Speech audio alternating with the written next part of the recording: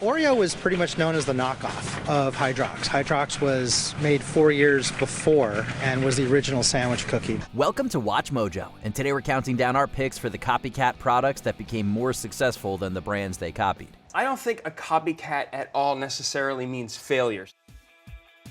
Number 10, Kickstarter. Where do you turn when you want strangers on the internet to give you money?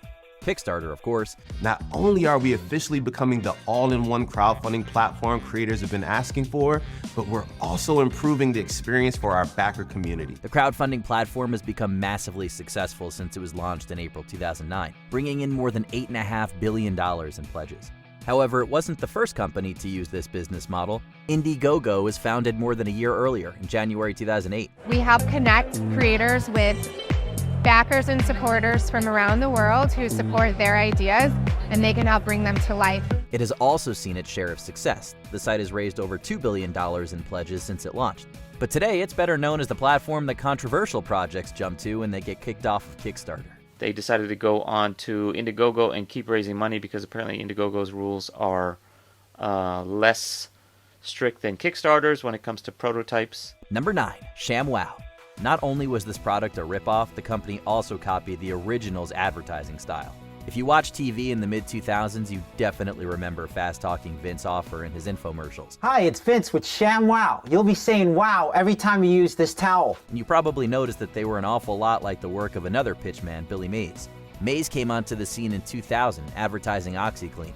In 2007, Offer showed up with a similar style in an ad for an absorbent cleaning towel called the Shamwow. This lasts 10 years. This lasts a week.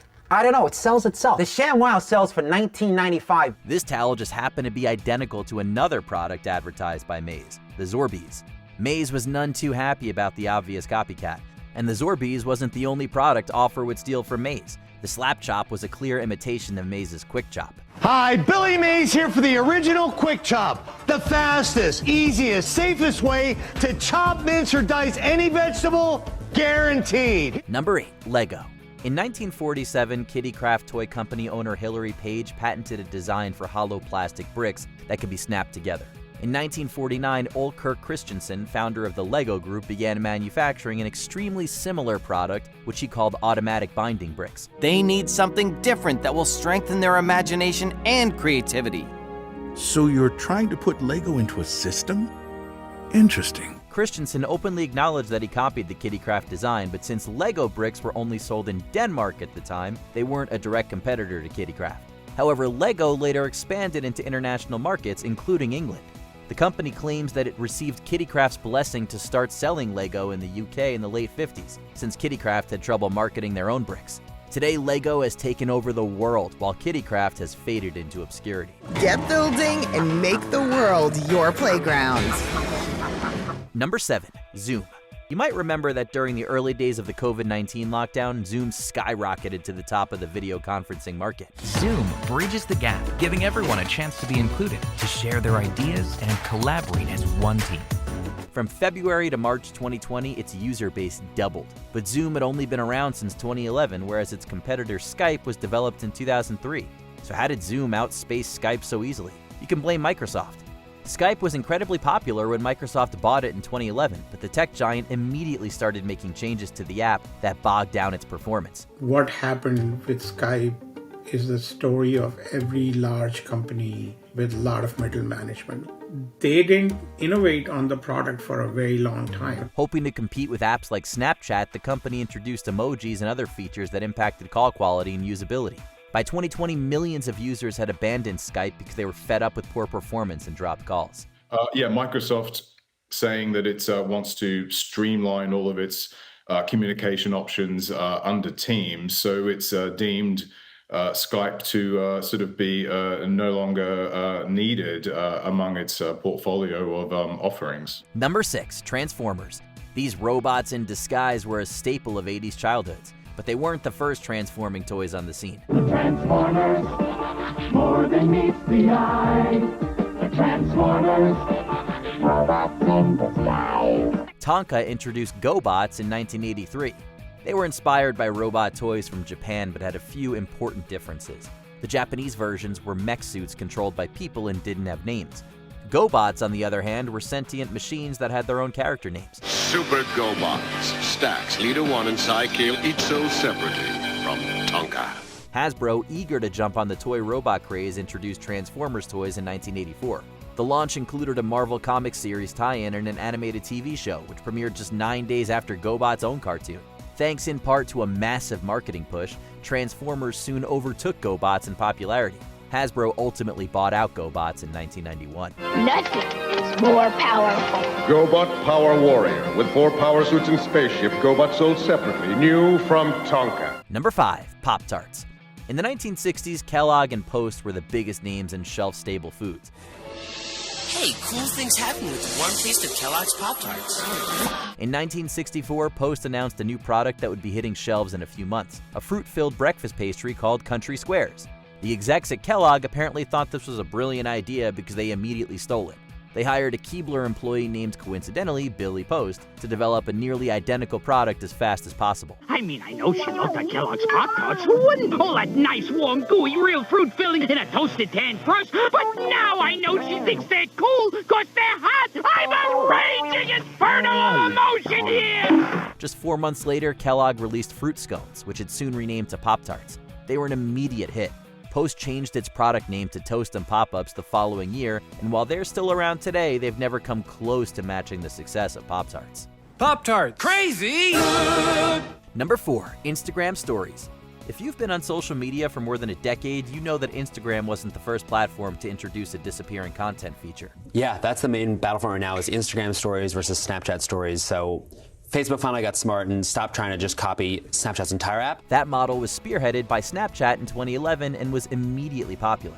By May 2012, the company estimated that 25 snaps were being sent on its app every second.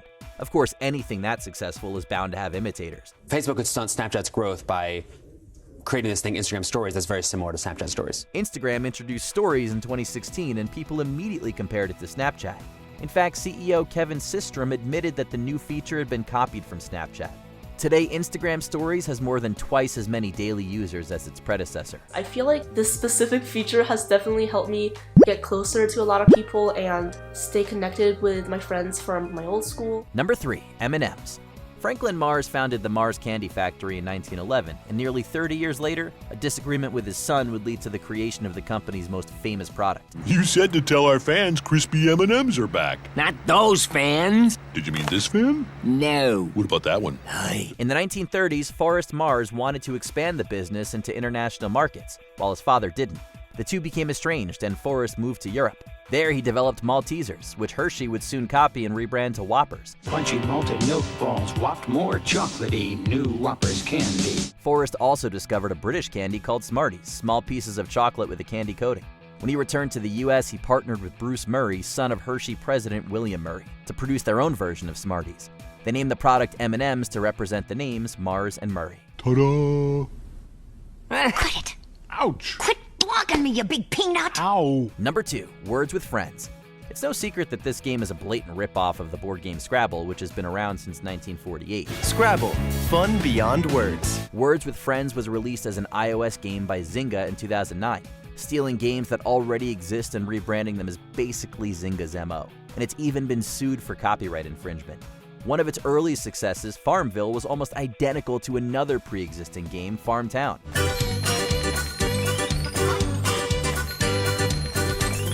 The company has then turned around and threatened to sue other developers for copying its ideas.